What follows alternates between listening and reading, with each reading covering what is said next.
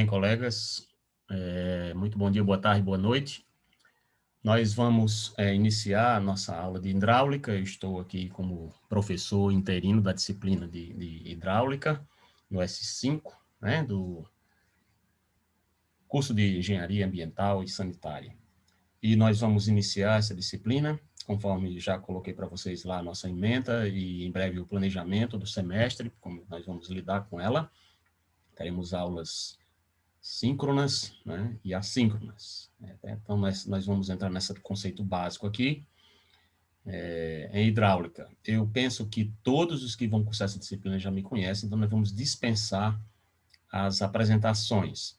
Mas para quem não me conhece e eventualmente vem assistir esse vídeo, meu nome é Júnior, eu sou professor no Instituto Federal do Ceará há 22 anos e tenho graduação na área de construção civil e na área de engenharia de produção, mas a minha experiência profissional é praticamente toda, eu diria 70%, talvez até um pouco mais, voltada para o saneamento. Então, eu tenho experiência como projetista em sistemas de abastecimento d'água, de esgotamento sanitário, de drenagem pluvial. Tenho um mestrado em engenharia civil e ambiental voltado para o tratamento de esgotos e também um doutorado na área de recursos naturais voltado para o tratamento descentralizado de efluentes também. Mais recentemente, também tornei-me especialista em educação profissional. Mas em hidráulica, né, nós aplicamos a hidráulica para ganhar dinheiro, para fazer para implantar os sistemas de saneamento, para implantar o sistema de esgotamento sanitário, para implantar uma adutora, para implantar um abastecimento de água urbano ou rural, ou calcular, né, projetar galerias de microdrenagem em sistemas urbanos de drenagem. Então, a aplicabilidade da hidráulica ela é simplesmente vasta demais. Nós podemos pensar até desde um sistema de abastecimento de água, a instalação de uma residência, até mesmo uma usina hidroelétrica. Então, é muito vasto. Mas nós vamos iniciar esses conceitos básicos aqui, né, e vamos verificar, vamos ver os tipos de escoamento, né? Na hidráulica, nós temos o escoamento do fluido, do líquido, né? E esse líquido, ele pode assumir comportamentos diferentes, circunstâncias, regimes diferentes de escoamento, e dependendo desse tipo de regime de escoamento, nós deveremos ter diversas características e formas diferentes dele escoar. Então, nós temos aí uma listazinha que você pode ver. Temos o escoamento laminar, o escoamento turbulento, que é o oposto, né, dele, tem o laminar e o turbulento. Temos o unidimensional e o bidimensional. Na prática, na verdade, tudo ocorre tridimensionalmente, mas nós temos aqui teoricamente, né, unidimensional, bidimensional. O rotacional e o irrotacional. Nós temos o permanente e o variável, o uniforme e o variado, e o livre e o forçado. Todos esses aqui, todos esses se mostram assim muito teóricos nas suas colocações, mas é claro que tem as suas implicações e aplicabilidade prática.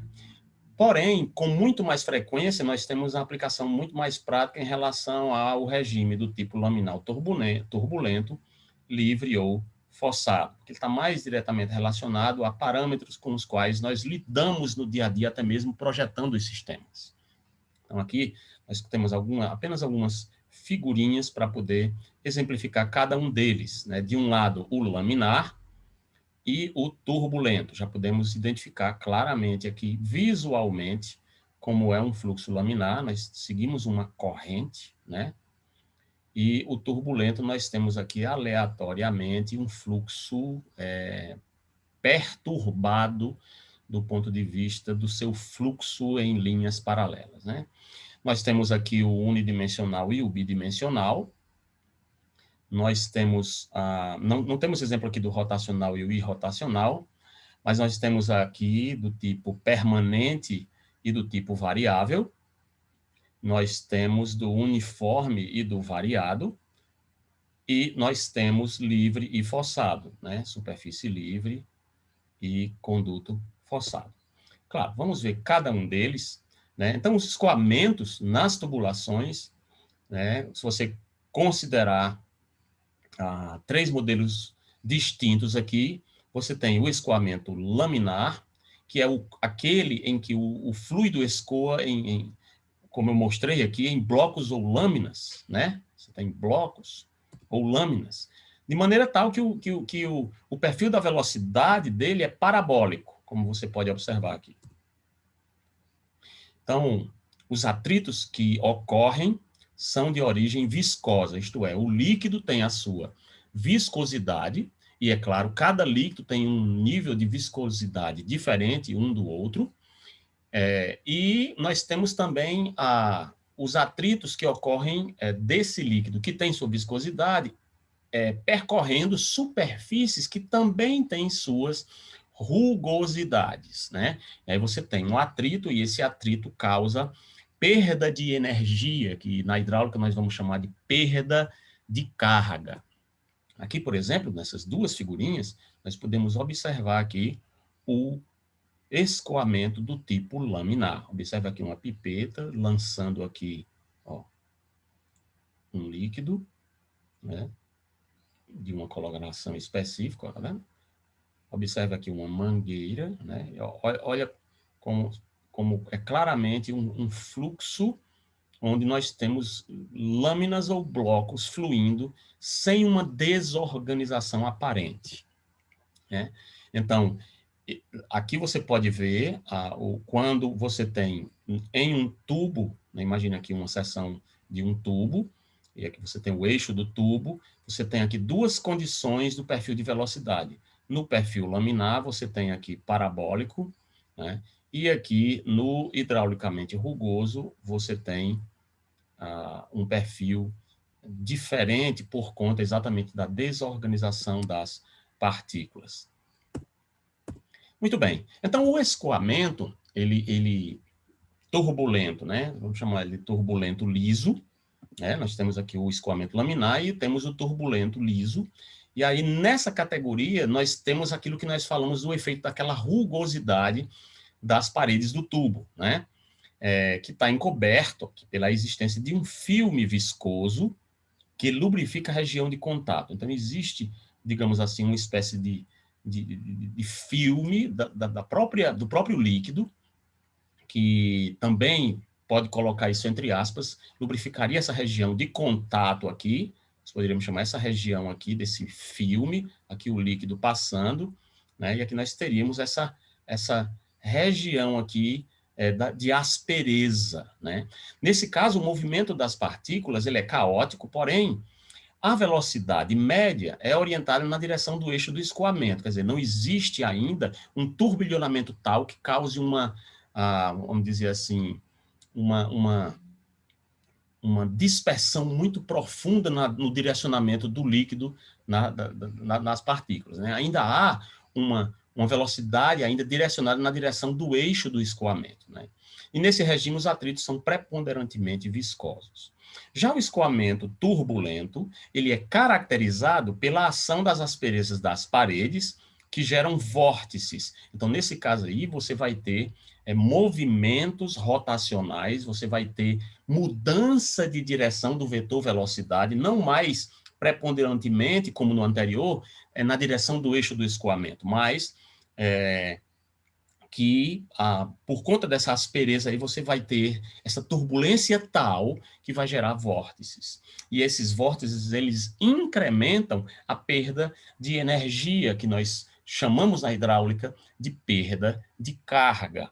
Então, aí, nesses regimes, o atrito é gerado pela rugosidade do tubo. Aqui, mais uma vez, nós temos uma figurinha onde nós podemos perceber, né, o início de um escoamento do tipo laminar e um escoamento do tipo turbulento, né? Você pode ver aqui onde muda de cor ao longo dessa amarelo para vermelho, caracterizando a presença dos vórtices, né? Assim nós ficamos, ok? Muito bem. Agora, seguindo aqui, você isso aqui é uma modelagem, né? Na passagem de um registro de gaveta. E aí você tem aqui flangeado, né? Você tem um registro de gaveta. Aqui nós temos uma canalização sob pressão. E aqui você tem a modelagem, né? Em um sistema computacional, tipo ModFlow, uma modelagem onde você observa como se comporta as linhas de velocidade, as linhas de fluxo, né? E na passagem pela a peça especial, pelo registro de gaveta flangeado aqui, você tem essa geração do escoamento turbulento com vórtices, né? E aí, logo na sequência, ele vinha laminar, digamos, vamos assumir que venha laminar, porque isso vai depender do número de Reynolds, nós veremos a seguir. Vamos assumir que ele viria tranquilizado, determinada velocidade, tranquilizado, entrou nessa situação aqui onde ocorre uma turbulência e o escoamento passa a ser desse tipo, né? Do escoamento do tipo turbulento, e aí você tem depois a passagem por um período, uma fase de transição ou transicional, para só na sequência, mais à frente, nós temos o retorno para as condições de escoamento laminar, se esse for o caso, ao longo dessa linha. Então, aqui nós temos, portanto, aqui uma outra situação, nós temos a medida da pressão, a velocidade e a temperatura do líquido, mostrando o comportamento disso, mas observe aqui, laminar, né? Nós temos aqui no estreitamento aqui, né? A variação da velocidade, aumento neste caso, considerando a equação da continuidade, como veremos adiante, e depois, logo a seguir, nós temos o estabelecimento de um vórtex, né? E nesse vórtex aqui, nós temos uma redução na temperatura. Aqui, mais uma vez, nós podemos ter a ideia, né, da variação da velocidade de um movimento rotacional, onde também nessa região nós experimentamos uma movimentação do tipo turbulenta, para só depois estabelecer-se um fluxo eventualmente laminar, eventualmente. Vai depender do número de Reynolds. E eu tenho falado o tempo todo desse número de Reynolds, e aqui está ele. É ele que determina o regime de escoamento, quer dizer, é através dele que nós reconhecemos, através da experiência desse senhor chamado Reynolds, né, que fez um experimento, e ele identificou um determinado número adimensional, a partir do qual nós temos mudança de regime, do laminar para uma zona transicional ou zona crítica e depois para turbulento. Então, como você pode ver aqui, o regime de escoamento ele é identificado por esse parâmetro, definido pela relação entre as forças de inércia, que são as forças rugosas, que querem impedir que o líquido flua na sua velocidade sem perda de energia alguma, né? A força de inércia do escoamento e as forças viscosas. Então, eu tenho a rugosidade do tubo, que querem impedir, e as forças viscosas, que, adicionalmente, também se somam para minimizar a energia, porque cada líquido tem a sua viscosidade diferente. A viscosidade essa que varia com a temperatura, né, varia com a pressão, etc. Então, você tem aqui o número de Reynolds dado, né, por essa expressão, né, o ρ vezes VD, quer dizer, aqui nós temos a densidade do líquido, né, e o volume específico dele. Você tem aqui a velocidade do líquido e o diâmetro, que já podemos observar que o número de Reynolds varia proporcionalmente com a velocidade e com o diâmetro. Quanto maior o diâmetro, maior o número de Reynolds. Quanto maior a velocidade, maior o número de Reynolds, né? E aqui eu tenho a minha viscosidade, né? A minha viscosidade, e aí eu tenho Portanto, o número de Reynolds dado aqui por V vezes D dividido pela viscosidade cinemática, que é a minha viscosidade dividido pelo o peso, né, específico. Então, o número de Reynolds, quando ele é menor ou igual a 2.000, né, então ele é laminar. Então, aqui é uma dicasinha, ó, minar, esse mínimo de mínimo ou de menor.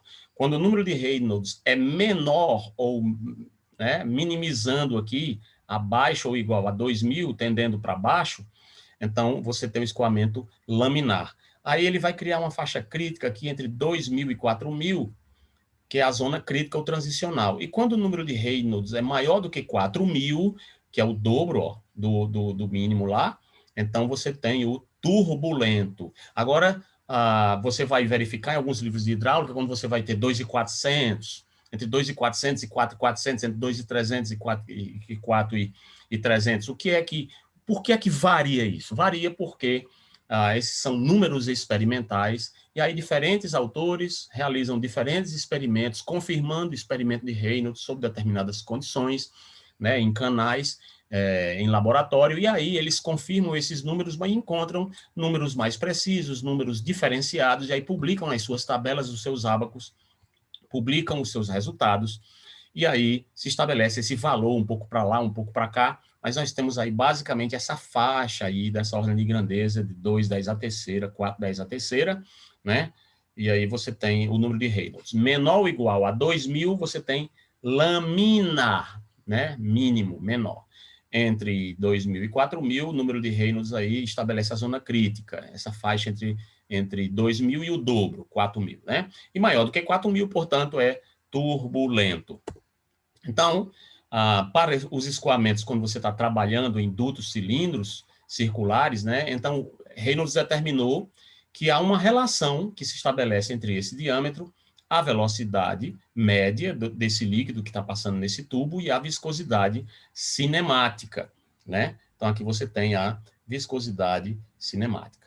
Então, o parâmetro estabelecido para essas três grandezas aqui seria esse número, né? E esse número aqui é dado basicamente, aqui mais destrinchado do que lá atrás, nós temos a massa específica do fluido, né?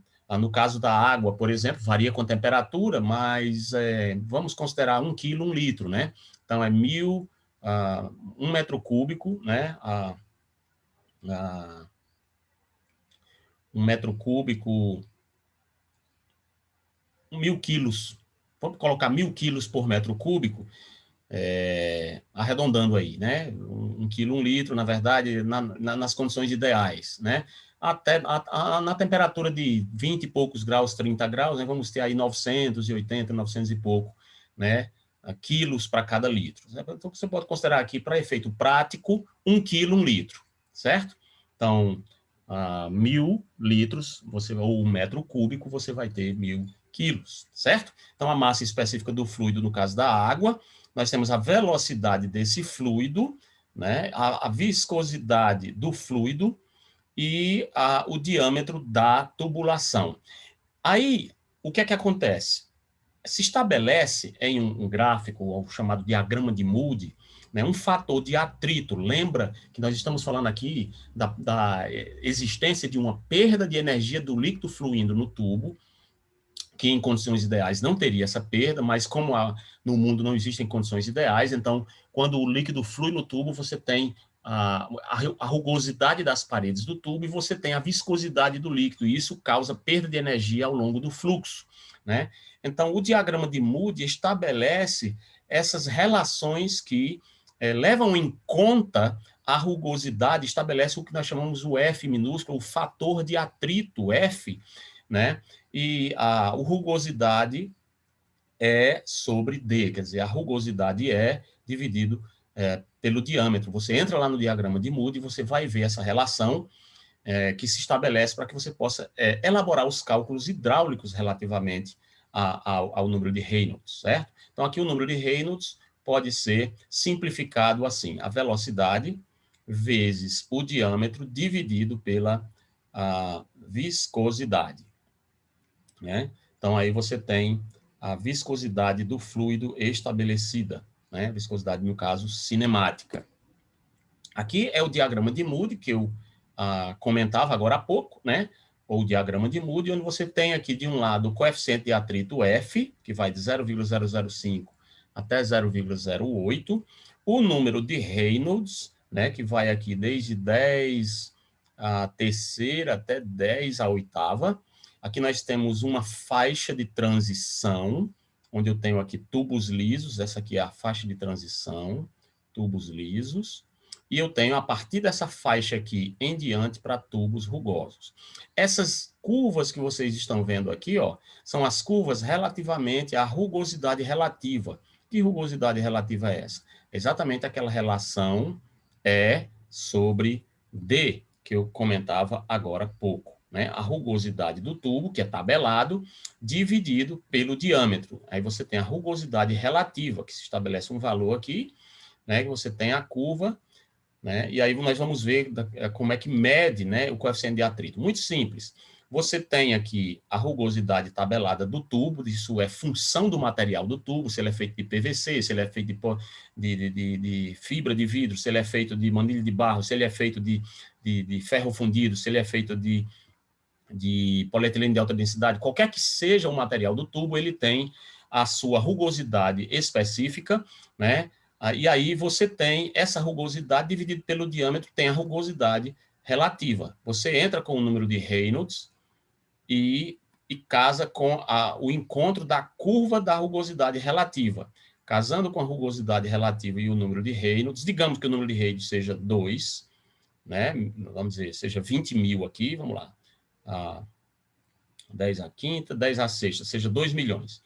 Então, você tem aqui 2 milhões e tem um valor aqui de 0,002.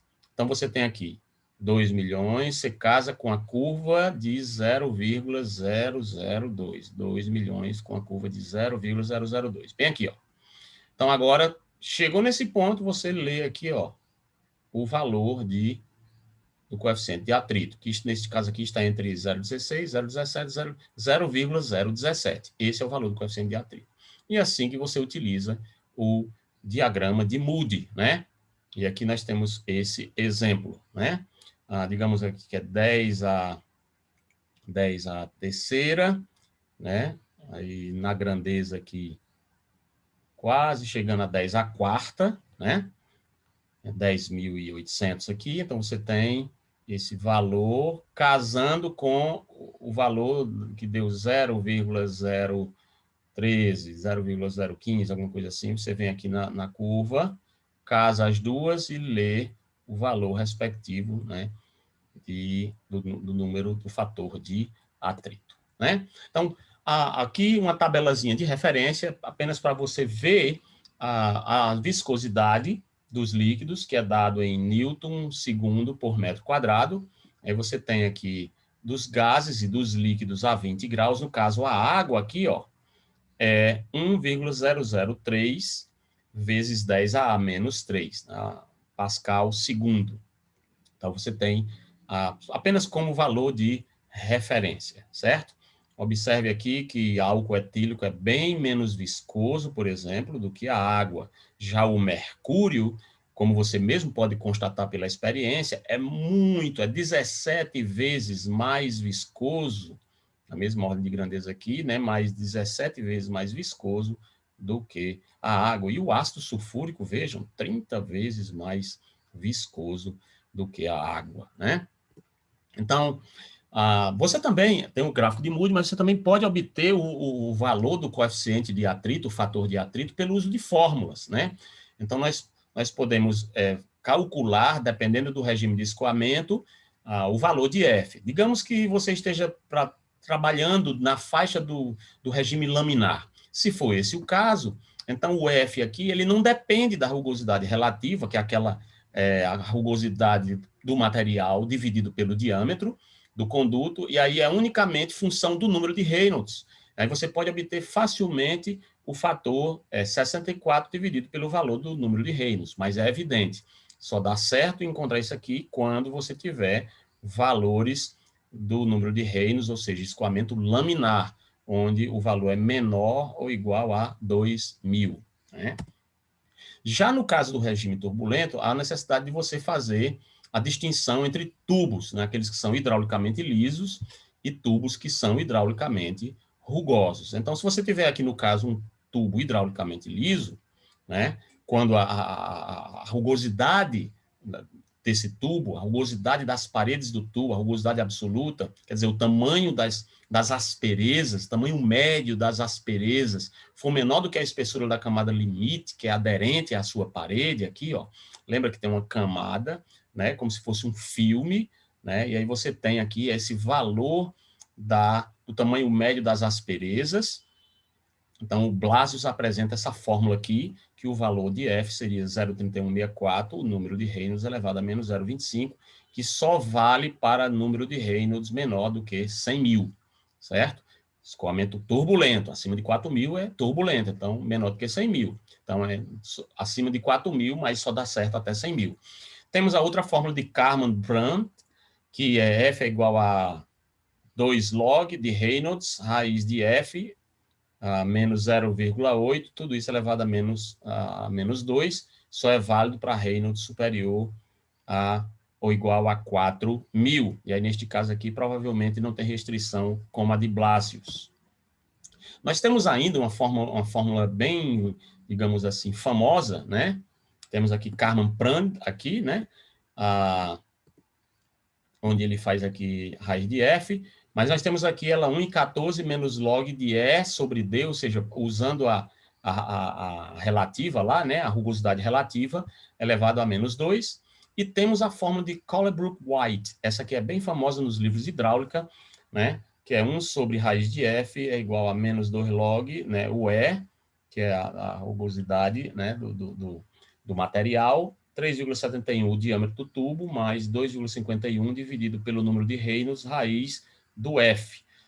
Né? Certamente aqui você vai ter ábacos para consultar, dadas as indeterminações, para que você possa encontrar os valores desejados. Né? Então, aqui nesse caso aqui é para o tubo hidraulicamente rugoso, que é quando a rugosidade absoluta ela for maior do que a espessura da camada laminar, como é o caso, como pode se ver aqui, né? E aí, nesse caso, as asperezas adentram na zona turbulenta do movimento, o que significa que nós vamos ter, com certeza, uma condição de fluxo bem mais prejudicada, né? Então, vamos fazer aqui esse pequeno exercício, essa pequena parada aqui. Digamos que você tem uma canalização, essa canalização ela é de cimento amianto, né? E ela tem uma extensão de 200 metros.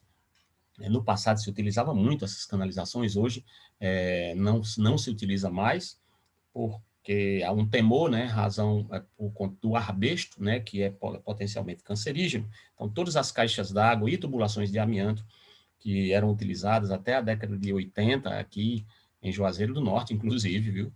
Eu cresci, né, pelo menos até aos meus quase 10 anos de idade, tomando água da Cagés, né, abastecida em Juazeiro do Norte, com tubulação de arbusto. Né? Não foi o caso de vocês, seja, que moram aqui nessas regiões aqui, e em outras cidades do Brasil que já têm sistemas mais modernos, já utilizam tubulações de PVC, né? Policloreto de vinilo, e não mais de cimento, amianto. Mas nesse exemplo aqui, nós temos uma tubulação de 200 metros de comprimento, tem 25 milímetros de diâmetro, e ele escoa aqui 1 litro por segundo de água, e essa água está friinha, né, a 20 graus, é lá, né, no sul do país, provavelmente. Então, vamos determinar aqui a perda de carga contínua devida ao escoamento. O que é essa perda de carga contínua? Que depois nós vamos ver com mais detalhes as questões da perda de carga. A perda de carga é exatamente aquela perda de energia que ocorre em função da rugosidade, da viscosidade do tubo. Né? Então, você tem aí, dependendo da aspereza das paredes do tubo e da rugosidade do tubo nas condições de escoamento, você vai ter uma perda de energia e o líquido não vai ter capacidade mais de fluir ou de atingir determinadas alturas ou de atingir determinadas pressões. Na verdade, ou ele vai requerer energia adicional, e é por isso que a gente, inclusive, faz o bombeamento, ou vai requerer que nós aumentemos a linha de carga, né, coloquemos um desnível geométrico, né, para fazer o fluido vencer por gravidade a uma pressão adequada, né? Senão o fluido não vai conseguir fluir adequadamente, com velocidade adequada e com a pressão adequada para atingir os seus objetivos, né? Então, aqui no caso, vamos determinar essa perda de carga devido ao escoamento. Olha só aqui a solução. Então, nós vamos assumir aqui, né, esse valor aqui da viscosidade do tubo, do líquido, de 1,01 vezes 10 elevado a menos 6 metro ao quadrado por segundo, o líquido estando a 20 graus, né? Isso aí, tudo tabelado, né? Você consegue com muita facilidade em qualquer livro de hidráulica. Então, aí você tem a rugosidade absoluta para tubo cimento amianto. No caso aqui, você tem uma tabelazinha, e você entra nessa tabelazinha e encontra essa rugosidade, né? Epson, aqui está E, né? Então, tem 0,025 milímetros. A rugosidade relativa, lembra, é aquela onde você pega A do material, do tubo, 0,025, dividido pelo diâmetro, 25 milímetros, no caso aqui dá 0,001 ou 10 a menos 3. Essa é a rugosidade relativa. Agora, se você considerar aqui a equação da continuidade, que a velocidade é dada, é a função, é a relação entre a vazão e a área de seção transversal da tubulação, então você desenvolve assim, né? A área aqui você poderia dizer que é πd ao quadrado sobre 4, né? Então, só rearranjando a fórmula aqui, você teria 4 sobre π, dá 1,273, que d ao quadrado, tá bem? Então, aí você aplicando aqui 1,273 vezes 10 a menos 3 metros por segundo, e o diâmetro do tubo em metros, né? 25 milímetros é 2,5 centímetros. 2,5 centímetros é 0,025 metros ao quadrado. Colegas, engenheiros e engenheiras, é muito importante que vocês se esforcem para ter essa noção dimensional, certo? Não só conhecer as unidades e também a transformação dessas unidades, mas principalmente também ser capaz de entender o que é que isso representa em termos de tamanho na sua mente, né? Então, 2,5 centímetros, 25 milímetros, um tubo aqui assim, né? Então, 25 centímetros ou 250 milímetros, né? Seria um tubo aqui assim, né? Então, é importante que você tenha essa coisa em mente. Muito bem, olha quanto deu a velocidade nessas condições, 2,04 metros por segundo. Então, aí agora calculamos facilmente o número de Reynolds. O número de Reynolds é a velocidade vezes o diâmetro dividido pela viscosidade cinemática. Então, você tem aqui 2,04, acabamos de calcular, vezes o diâmetro em metros, 0,025 metros, dividido pela viscosidade, que é 1,01 10 a menos sexta metro ao quadrado por segundo, e nós temos o número de Reynolds, 50.495. Ora, não é superior a 4.000, logo o escoamento é de fluxo turbulento. Se nós quiséssemos aqui, então, encontrar a perda de carga, nós teríamos que encontrar o fator de atrito, porque é esse fator de atrito, como eu mencionei agora há pouco, que faz que haja a perda de energia, faz que haja a perda de carga. Então, utilizando aqui a fórmula de Colebrook, desculpe, a fórmula de Prandtl, né? F é igual a 1,14 menos 2 log da viscosidade relativa, é sobre D, elevado tudo a menos 2. Então, nós vamos ter aqui, resolvendo, 1,14 menos 2 vezes o log de 0,01, ó, que é sobre D. Lembra aqui, ó, é sobre D, é 0,01, elevado a menos 0,2. Logo, o F, resolvendo, fica 0,02. Esse é o fator de atrito que você encontra, você pode ver lá no diagrama de Moody também. E o valor da perda de carga, portanto, vai ser dado por o valor de F vezes a extensão da tubulação vezes a velocidade da tubulação ao quadrado, dividido pelo diâmetro, multiplicado por 2 vezes a gravidade. Antes de prosseguir resolvendo, só começa a perceber uma coisa. Quanto maior a extensão do tubo, maior a perda de carga. Guarde isso aí no coração. Isso vai ser fundamental para você ganhar dinheiro lá com o projeto de abastecimento d'água, viu? Também observa-se que quanto maior a velocidade, aí muito mais ainda, é ao quadrado, né? Muito mais significativamente. Pequenos aumentos de velocidade causam grandes aumentos de perda de carga.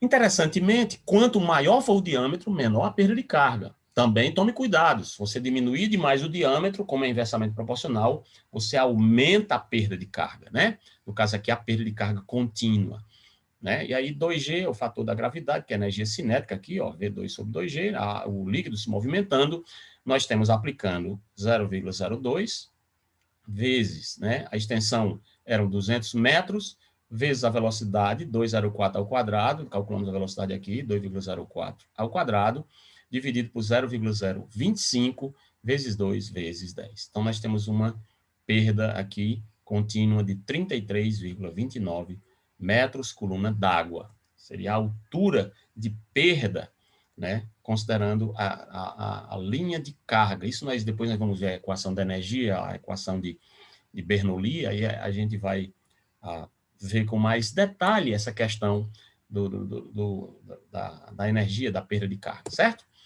Então, vamos ver aqui, vamos propor aqui para vocês, né, aí vai para vocês resolverem, e aí treinar um pouquinho, tá bom? Então, vamos treinar aí um pouquinho, vocês vão calcular o número de Reynolds e vocês vão identificar o escoamento, se é laminar ou turbulento, né?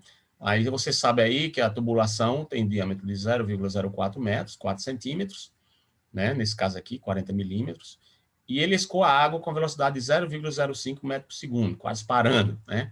Então, considere, como o tubozinho, né? Um tubozinho fininho, considere, nem tanto, mas considere a massa específica aqui, né? 1 quilo, 1 litro ou 1.000 quilos por metro cúbico, né?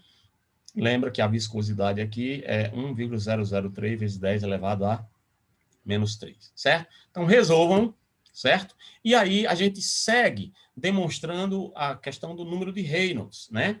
Você tem aqui um fluido, né? E você tem uma dada velocidade, e aí você tem pontos de controle, você vai verificar que quanto mais próximo da zona de rugosidade, ou da zona de proximidade, né, de contato do fluido com as paredes do,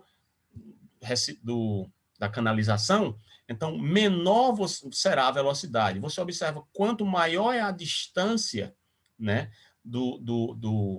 da partícula de fluido em relação à parede do tubo, que é rugosa, você vai ter maiores aumentos de velocidade. O que significa que, em uma determinada seção, você tem diferentes perfis de velocidade ao longo da canalização, por conta exatamente da rugosidade que causa a perda de energia, certo? Então, aí, Reynolds fez essa experiência em 1883, etc., né? Então, ele demonstrou, fechando, né, que há uma transição desses regimes em função desse valor adimensional que ele determinou experimentalmente, né? E há essa transição do regime laminar para o regime turbulento, né? E aí ele estabeleceu parâmetros, quantificou esses parâmetros, mediu isso, e aí chegou à conclusão do estabelecimento do número, né? E os principais parâmetros que são importantes são a velocidade do que está fluindo, né? A viscosidade do líquido, né? E o diâmetro do tubo, né? E aí, é claro que a relação desses parâmetros aqui acabou se tornando, em homenagem até a ele, né, o seu número, o número de Reynolds, né? Então, basicamente, nós temos aqui o número de Reynolds como sendo uma relação entre a resistência inercial e a resistência viscosa, né? A resistência relativamente ao fato de o líquido perder energia no seu fluxo, porque nós temos a rugosidade nas paredes do tubo, né, que aí criam essa inércia, como nós vimos aqui, e variam essa velocidade, quanto mais próximo da parede, menor a velocidade, quanto mais longe, maior a velocidade, relação sobre também a resistência viscosa, que é relação também da viscosidade do líquido. Aqui uma tabela de referência de alguns materiais, como você pode ver, você tem aqui a rugosidade de cada material, né, desde rocha 100 a 1000, concreto, por exemplo, nós temos tubos revestidos de concreto, né? Mas aqui nós temos aqui o concreto mesmo, né? Rugoso, muito liso. Nós temos o ferro, o galvanizado, olha, também tem tubos de aço galvanizado, tem tubo de ferro forjado, tubo de ferro fundido, não revestido novo, tudo ferro fundido com corrosão, obstruído, muito corroído. Temos o aço soldado, com esmalte e revestido de concreto. Nós temos, existem tubulações, inclusive, de ferro fundido, que são revestidas de concreto, né? Nós temos o aço rebitado, com revestimento de asfalto, fibrocimento, latão, cobre, chumbo, alumínio, tubo de vidro, tubo de PVC e polietileno. Olha aqui qual é o valor da rugosidade. 0,06 é o mais comum que nós utilizamos nos nossos projetos de engenharia sanitária. O PVC, o aço rebitado ou soldado e o ferro fundido, né? O ferro fundido, né? Galvanizado ou fundido, nós temos aqui 0,06 a 0,30, PVC 0,06, mais ou menos parecido, né? E temos a cerâmica, o Teflon, o fiberglass, que é a fibra de vidro, e a madeira aparelhada. Então, aqui só para você ter uma noção, né, da grandeza das rugosidades de alguns desses materiais. Então, há um outro fator também que contribui, né, só destrinchando um pouco mais, nós devemos lembrar da questão da rugosidade, da viscosidade, né? Além da rugosidade das paredes do tubo, nós temos a viscosidade do líquido. E essa viscosidade do líquido também interfere no fluxo, garantindo a perda de energia. Então, a viscosidade é essa resistência que o fluido oferece na deformação devido a interações intermoleculares, né? Então, aí você tem aqui essa resistência, né? E aí você tem uma menor fluidez por conta da presença da viscosidade, né? E aí quanto maior a viscosidade, maior a resistência, né? Se houver resistência, não vai fluir, não é verdade? E quanto mais viscoso, maior, portanto, essa resistência. Nós temos aqui a viscosidade dinâmica e a viscosidade cinemática. A dinâmica, né, no sistema MI, né, é dado pela tensão, né, ou pressão tangencial que é aplicada. Lembra que isso é rugoso, né, ali na parede, então aqui, tem uma tensão tangencial aqui no sentido da parede do tubo, né, tangencia a parede do tubo, na região ali onde está havendo o atrito, tal, né? Aplicada, Newton por metro quadrado, né? E o diferencial aqui, dV, dy, né? É o gradiente de velocidade, que é a velocidade na direção y, certo? Então, em metros por segundo vezes metro. Então, nós temos aqui essa viscosidade dinâmica em quilo por metro por segundo, e nós temos a cinemática, né? Que aqui nós temos a relação entre a viscosidade dinâmica e a massa específica do fluido em quilo por metro cúbico, né? E a cinemática aqui é a que nós aplicamos lá no número de Reynolds, que é em metro quadrado por segundo, né? Vamos ver aqui um outro exemplo de uma tubulação agora de aço rebitado. Tem um diâmetro de 300 milímetros, né? E tem uma extensão de 300 metros de comprimento, né? E está conduzindo água aí uma vazão de 130 litros por segundo a 15,5 graus, né? A rugosidade do tubo é 0,003 metros. Então, vamos determinar aqui a velocidade média e a perda de carga. Se você considerar a viscosidade cinemática da água nessa temperatura, é 0,000001132 metro ao quadrado por segundo, um valor tabelado. Então, vamos resolver. Qual é a solução? Equação da continuidade, você tem aqui a relação para encontrar a velocidade, é a vazão dividido pela seção transversal do tubo. No caso aqui, πd2 sobre 4, ou seja, a área do tubo da seção transversal, né, tem o diâmetro 0,30 ou 300 milímetros. Então, é π vezes d 0,30 ao quadrado, né, sobre 4. Então, você teria aqui, calculando essa área, dá 0,0707, tem a vazão, que é 0,13, veja, 130 litros por segundo, é 0,13 metro cúbico por segundo, certo?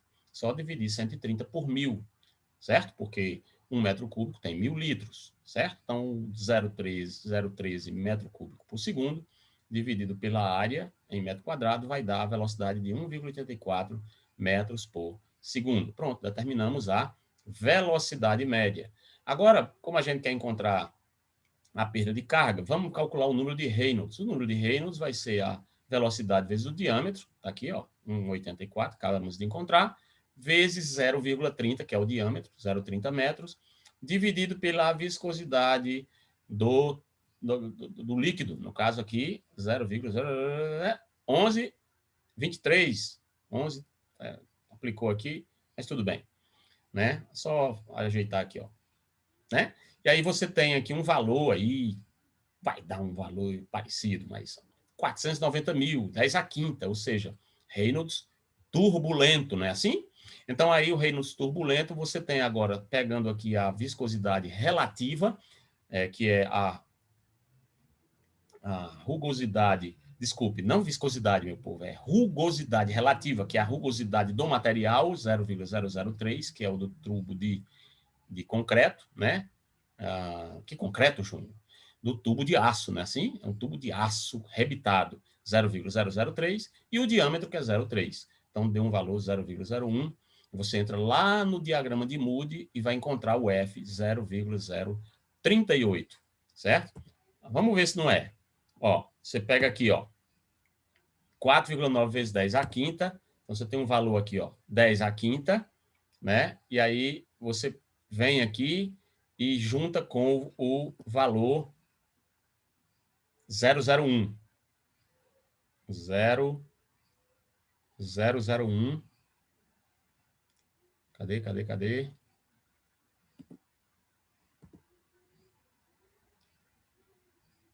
Aqui vai dar 0,038. 0,038. O HF vai ser o fator de atrito, extensão do tubo, velocidade, diâmetro, 2 vezes o VI, seu Newton, a gravidade. Então, aí você tem o fator de atrito 0,038 vezes 300 vezes 1,84 elevado ao quadrado, dividido por 0,30 vezes 2 vezes a gravidade. Deu uma perda de carga de 6,55, certo? Então, aí, uso e aplicação do diagrama de Moody, né? Eu acho que o que está errado aqui no diagrama é que eu estava olhando, que na verdade aqui o valor é 001, né? Não 0,001. Então, é 0,01, é bem aqui, ó, certo? Encontrando-se, né, com o valor cadê? 4,9 vezes 10 à quinta, né? Então, 10 à quinta, 4,9 vezes 10 à quinta, encontrando-se com 0,01, é que vai dar bem aqui assim, ó, né? Ó, 4,9 vezes 10 à quinta, encontrando-se com 0,01, vai dar bem aqui, ó. Exatamente 0,038, perto de 0,04, certo? Não é aqui, é aqui. Então, por favor, observe essa correção. Eu fiquei desconfortável, digo, pai, peraí, eu peguei no lugar errado, né? Mas tudo bem, deu o valor aí da perda de carga, ok? Então, aí nós temos, nessa questão, considerando o perfil das velocidades, né? Então, essa transição do regime laminar e turbulento, né, vai ser sinalizada, então, pelo número de Reynolds da seguinte forma, né? RED vai ser VDH dividido por V, menor do que 2,300, laminar. Maior do que 2,300, turbulento. O perfil das velocidades aqui, ele é parabólico e o perfil aqui é 4,300, viu? Não é 2,300, não. O perfil das velocidades em regime turbulento é proporcional à potência de um sétimo e apresenta um gradiente próximo à parede mais elevado que o laminar.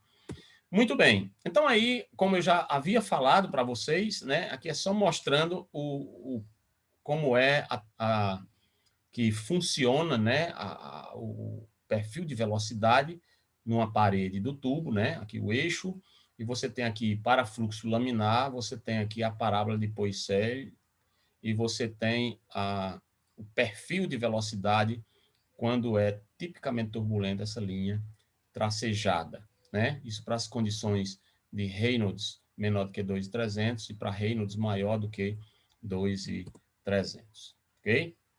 Então, vamos seguir.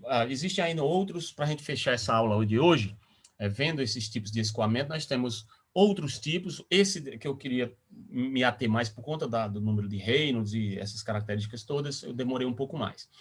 Mas os outros é mais a questão conceitual, onde você tem outros tipos de escoamento, como é o caso aqui, por exemplo, do rotacional e do irrotacional. No rotacional, você tem as partículas do líquido que vai possuir uma certa rotação em relação ao eixo qualquer, pode ser tanto x como y como z, a posicionamento que esteja considerando, você vai ter um rotacionamento dessas partículas. Se não for esse o caso, você vai ter o irrotacional. Então, você tem a geração de um vórtex, como é o funil, né? Por exemplo, aqui, em relação ao eixo Z, você tem o giro e o redemoinho se estabelece aqui, né? E aí você sabe que é rotacional quando a maioria dessas partículas desloca-se, e aí, é claro, para uma velocidade angular em torno de um centro de massa, e não em uma linha, né, de fluxo. Né? As partículas se movimentam sem exibir movimento de rotação, né? Então, aí, portanto, ele é irrotacional. Então, na maioria das aplicações, quando nós trabalhamos na engenharia, a gente despreza as características rotacionais do escoamento, porque, na verdade, você acaba tendo, na prática, sempre uma certa, vamos dizer assim, turbulência que cria certas rotações. Né? Então, aqui você teria uma aproximação apenas do escoamento rotacional, né? Porque o arrasto aerodinâmico é zero, e é como se fosse tudo fluidozinho aqui, bonitinho. Na prática, no real, né, você acaba tendo assim um arrasto, né, porque o arrasto aerodinâmico é diferente de zero, que se cria pela essa força de arrasto aqui, né, essa F, né, o vetor F drag, né, de D, né, você tem aqui o arrasto que é gerado, né, por conta da passagem em um determinado ponto que cause, né, a mudança de fluxo, certo? Então, na prática, na engenharia hidráulica, a maioria das vezes nós temos o rotacional. Né? Mas, claro, uma água fluindo dentro de uma adutora e uma água fluindo dentro de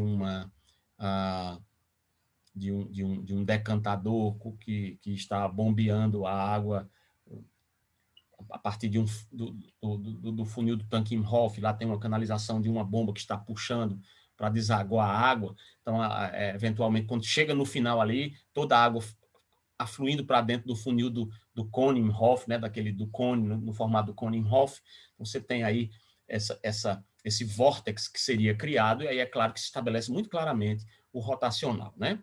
Mas muito bem, aí nós temos o laminar, quando as partículas movem-se ao longo das trajetórias bem definidas, com lâminas ou camadas, como aqui está estabelecido, que ele ocorre em baixas velocidades e em fluidos muito viscosos, né? Como a própria equação de Reynolds nos mostra, certo?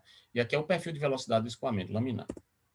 Aqui eu tenho o laminar, tenho um transicional e tenho o caracteristicamente turbulento, né? Como a gente já verificou. Aqui, por exemplo, eu mostro um perfil do aerofólio, né? E aqui é o fluido, é o ar, não é mais a água. É só mostrando aqui como é o fluido em uma asa de um avião, certo? Você está vendo a seção transversal de uma asa do avião, e aqui eu tenho o vento relativo batendo aqui no bordo de ataque, e eu tenho o bordo de fuga, né? E aí você tem aqui o fluxo nesse sentido não arqueado aqui, ó, no intradorso da asa, você tem aqui o perfil paralelo, né? E aí você tem fluxo laminar do ar. Na parte superior, como o perfil do extradorso da asa é mais arqueado do que o intradorso da asa aqui, você começa a aparecer aqui um fluxo turbulento rotacional e, portanto, se estabelece aqui o fluxo turbulento. Então, aqui eu tenho o laminar e aqui eu tenho o turbulento. Muito bem. E aí eu tenho outro tipo, que é o permanente e o variável. E aí, quando é o permanente? As propriedades e as características hidráulicas, em cada ponto ao longo do tempo e do espaço aqui, são os mesmos, certo? Por exemplo, a velocidade, né?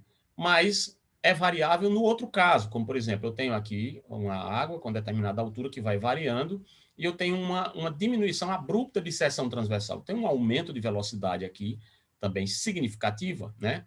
E aí, portanto, eu tenho diferentes regimes. Aqui é permanente, as condições, a velocidade, e aqui é variável, as condições que determinam a velocidade. Então, eu tenho, no caso, em relação ao tempo, o regime permanente e o não permanente, ok? Se estabelecendo dessa forma, eu posso chamar também de regime permanente e transiente. Você vai ouvir falar de transientes hidráulicos, né? Ou golpes de ariete, né? Variações bruscas das condições do fluxo em termos de velocidade, né? Então, você tem aí no regime permanente que essas propriedades e sua velocidade não variam com o tempo, para determinado ponto de controle que você está estudando ali. E não permanente ou transiente, quando as propriedades dos fluidos e a sua velocidade variam com o tempo para um determinado ponto de controle, aquele ponto que você está considerando. Então, ao longo do tempo, a velocidade não varia no permanente, ao longo do tempo, a velocidade naquele ponto de controle varia significativamente, né? Então, nós podemos observar aqui, por exemplo, um canal, certo? Com uma barragem e os regimes que podem ser observados. Você tem aqui, antes dessa barragem e antes de se estabelecer aqui o remanso hidráulico, ou seja, a tendência não só de crescimento do líquido, mas até, dependendo dessa declividade aqui, um retorno do líquido. Então, você teria um escoamento do tipo uniforme, as condições não estão variando. Por conta da presença dessa barragem aqui, é inclinado, mas tem a presença da barragem, nós temos o estabelecimento, né, de um nível superior aqui, ó, maior do que o nível, no nível ajusante aqui, ó, maior do que o nível amontante. Se você considerar aqui, se você considerar que o sentido de fluxo é esse, ok? Aqui eu vou ter jusante, ok? E aqui eu vou ter montante, que está montado nas costas do observador. O observador está aqui, certo? E para trás das costas dele, está montado nas costas dele, para você se ligar. Está montado nas costas dele aqui, montante, certo? E para frente, jusante. Então, se você considerar dessa forma, você tem aqui a montante do remanso, a montante da barragem, um perfil, um escoamento uniforme. Com a presença e o estabelecimento do remanso, você tem aqui uma variação gradual, não é, das condições de fluxo, portanto, ele é gradualmente variado. Na presença da barragem, eu tenho aqui uma queda abrupta, né? Uma queda abrupta de nível, uma queda abrupta de seção transversal, uma queda abrupta, e aí nós temos uma variação bruscamente variada, né? Depois aqui da queda, eu tenho o estabelecimento aqui de um gradualmente variado normalmente, mas por conta como posso dizer, por conta desse rebaixo aqui, né, que causou aqui, essa barragem aqui, causou um rebaixo, eu tenho o aparecimento de um ressalto hidráulico. Aqui a montante eu tenho um remanso hidráulico, mas a jusante da barragem, a jusante do